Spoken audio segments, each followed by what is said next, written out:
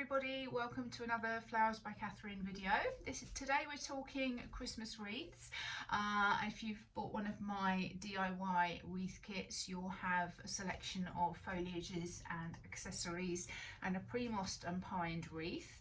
So we cut out the messy bit at the start, and I will run through how to wire and attach things to your wreath, how to maintain your wreath, and some ideas of what you can do with your wreath after the Christmas season. What you can also do, if you didn't want to use this as a door wreath, you could pop it on a charger plate, have it on a table, and pop a candle lantern in the middle for your Christmas table as well. So both, it would work both ways. So we've got our pre-pined and mossed wreath.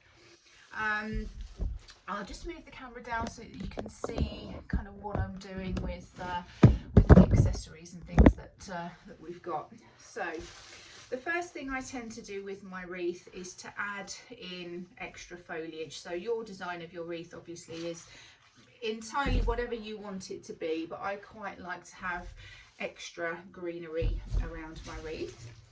So I've got some tree ivy here, so you will see tree ivy everywhere this time of the year, and the berries will soon turn sort of very dark, sort of purpley black, but they just add some nice texture and colour to your wreath. And what we do to start with is we just make mini bunches that we're going to pop into our wreath. So I'm going to do a selection of foliages here. I've got some eucalyptus which has been sprayed copper.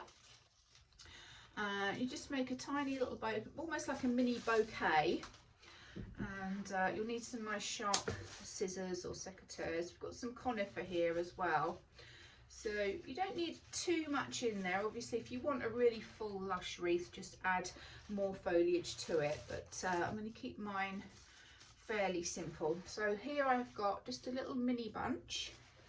I'm going to trim the stems at the bottom here so that they're all equal length, and then you take one of your wires, and we're going to do what's called a single leg mount, where you bend the top of the wire over slightly, so you have about a couple of inches at the top, and then you have the rest of the length of your wire. We then place that on the back of our foliage, pinch it together so you've got your small little hook here. Take your longer piece and wrap it round nice and tightly, just a couple of times. You don't need to keep going and going, just a couple of times, and that will secure your mini bunch together. Then if you have your bunch like this and the longer wire here, so you've got a 90-degree angle here, and then what we're going to do is add it into our wreath. So I would just lift up a little piece of the pine, so you've got your nice moss there, push your wire through, so your long wire through, and your stems should just touch the moss. And what you'll see is you've got your wire that's come out the back here, and all you do is you bend it back on itself and push it back into the moss.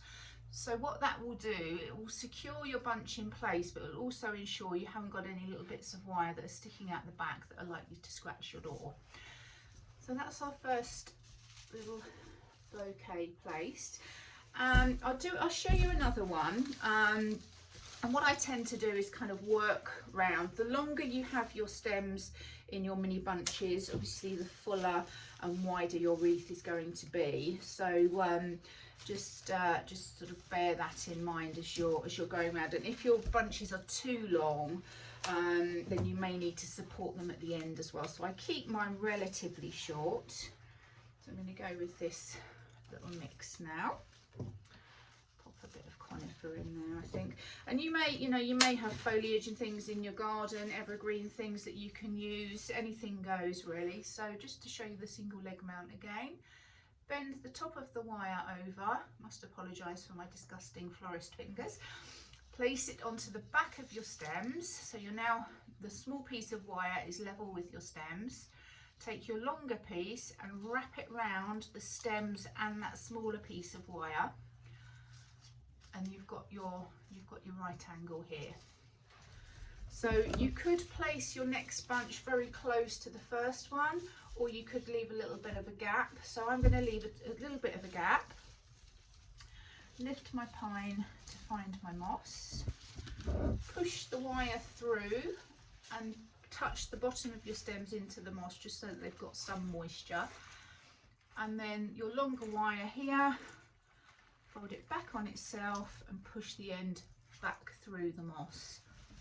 And that will secure that next bunch in place. So you'll see, you know, quite quickly you build up quite a nice full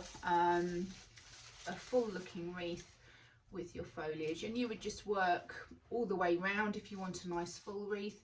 You could also do sort of a crescent wreath, so you've just got kind of nice and full here and plain here. So whatever, you know, whatever design you would like is fine. So if we're going to attach some oranges, you've got some orange slices here, dried orange slices. If your door is very exposed to the weather, they will get damp, which will be the same with any dried materials that you pop onto a wreath. So they, you know, by Christmas or after Christmas, they probably will look past their best, but you can just pull them out. Anything you've wired into your wreath, you can just pull it out, because obviously it's just bent back on itself, the wire. So I've threaded my wire through, so we've got a small piece, long piece, and just twisted. So you've now got your longer piece of wire there.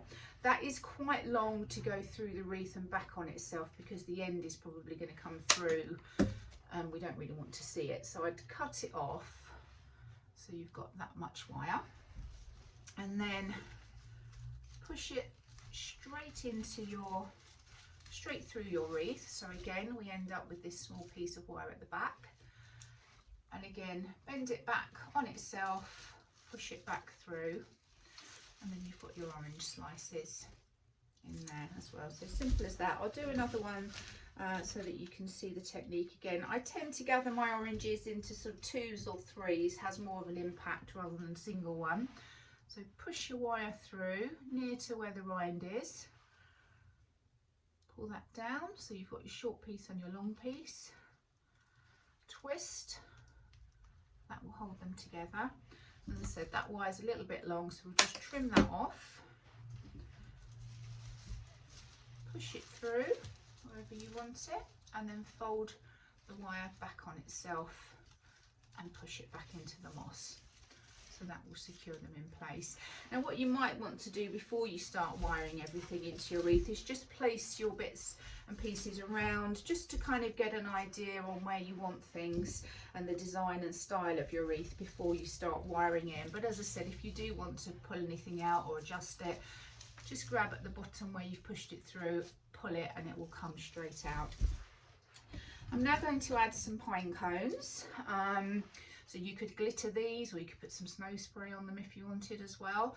They're very simple to wire these. To have your wire flat, and the bottom of the pine cones, you've got a ridge that you can just feed your wire around. So again, we're going for the shorter piece and the longer piece, and we're twisting those together.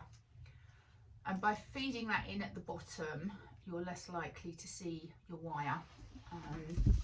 So I'm just going to pop that in. Again, exactly the same technique. Push the wire through, bend it back on itself and back into the moss, and that will secure it in place. So you'll see we're building up already quite a nice selection in your wreath. So I'll show you another pine cone.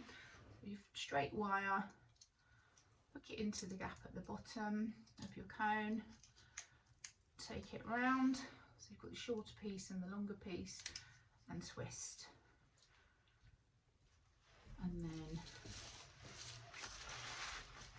straight through your wreath, and that round, back on itself, and push that through, and that will secure it in. So if you wanted to add some berries, you could obviously use fresh berries if you were going to do that. It's the same technique that we used when we were adding the foliage. So bend the end of your wire over, hold it onto the back of your berry stems, wrap the longer piece round and pop it in. I'm using some artificial berries. I find that they reflect the light a bit more and they don't dry out so much, so it's whatever you prefer really visually. So again, we've got our end of our wire bent over, and I'll just feed it through. These are already wired together. So you've got a short piece, long piece again. Wrap that round, as I said, just a couple of times. You don't need to keep going and going and going. A couple of times is all you need to secure. And then, same as before, just pop the wire through your wreath, bend that wire back on itself and back into the moss. So you'll see you've got the berries in there, and they're quite nice if you put them next to oranges, or if you've got blue orangium or bauble, something like that. It really helps set them off. So I'll show you another set of the berries. Bend the end over, take it through and wrap it round twice. Trim the end of that wire. Obviously my design's looking a bit random as this is a demo wreath, but it's just to show you the technique of the wiring really back on itself and push it in. So you'll see it kind of, you know, if you look at the two halves, you can very quickly build up a really nice looking design on your wreath. We've not too many materials. Cinnamon sticks are always nice to have on a wreath as well. What I tend to do is tie some ribbon around them or some string, and then you would feed your wire through the back. I didn't bring any string here with me, which is a bit daft. Down, short long piece, twist, and again attach it to your wreath, same as we did with everything else. In terms of bows, what's been popular this year has been the velvet bows, but you can use any type of bow. I'm just going to keep this fairly simple and just add a nice little bow with some long tails. So literally you would just tie a bow as you would when you're tying your shoes. It's amazing actually. I was doing some workshops recently. It's actually amazing how tricky it is to tie a bow. You're so used to just doing it when you're tying your shoes and whatever. So yeah, so get your bow, feed your wire through the back where you've tied it together. Oops, where is it? There it is. Short piece, long piece again, and twist. You'll probably have quite sore fingers by the time you finish doing this. And again, that wire's a bit long. We don't need it that long, so just trim the end off and we'll pop it in to our wreath. So I'll do mine sort of slightly over here. You could put your bow at the top of your wreath or at the bottom of your wreath, however you think it looks best really. So as I say, I've just gone for a really simple bow here with some long tails, and you can just obviously trim the bottom of your tails to whatever length you want them, and it just sets it off quite nicely if you've got a bow. Some people like them, some people don't. It's just whatever your personal preference is really. So it really is a case of, you know, whatever you like, pop on it really. And that is pretty much it. So as I say, they're the wiring methods and techniques to build up your wreath. Once you've got your wreath together, then you need to have a think about how you're going to attach it or put it on your door. So the back of your wreath here, your moss is added to a copper ring which has got two sort of thick wires, and if I just expose that one for you, you can see that there. So that is really nice and strong. That will take the weight very nicely of your entire wreath. So if you've got a nail or something on your door, you could literally just hang that straight onto it. Or if you want some long ribbon, you could feed some ribbon through if you're hanging it on a door knocker, for example, or taking it over your door.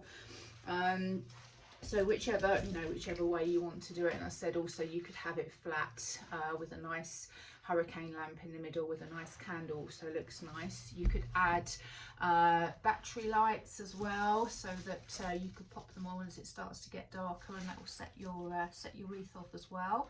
You could spray glitter on it, you could put baubles on it, so all sorts of options really when it comes to wreath design.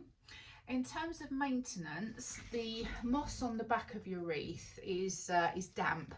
Once that starts drying out, it'll go very white, so you'll know if it is drying out. Just give it a spritz, maybe once a week or once every 10 days or so, and just give the front a little spritz. It will just keep everything looking nice and fresh. In terms of what you can do with your wreath after Christmas, you can obviously take off some of the accessories, cones and things like that. You can, and berries you could use again, keep and use again for next year's wreath. You could hang your pine wreath outside, maybe on a shed door or something like that. Perhaps add some lights to it, and the birds will, you know, use the moss for nesting and things like that. So you can keep your wreath going beyond Christmas. Or you could strip it down, strip all your foliage off and pop it into your green bin or your compost pile and keep the wreath ring, and then make a wreath again next year. So they are, you know, the wreaths are not just for Christmas nowadays, are they? We sort of see them on doors all year round now. So you know, they are a good sustainable thing to use. So I hope that was helpful. If you've got any other questions or comments, please do let me know. And if you want to see more of my videos, if you like and subscribe to my my YouTube channel, each time I add a video or top tips and things like that, you'll get a notification through that there's something there. So, as I say, hope that was useful and you've got some tips there and some good advice. And if you do your wreath, and if you're on Instagram or Facebook, please do tag me, because I'd love to see what you come up with and see it in place on your doors or on your tables. It's always nice to see what people do. So I will let you get on with your day, and thank you very much for watching. Okay, see you soon. Bye bye.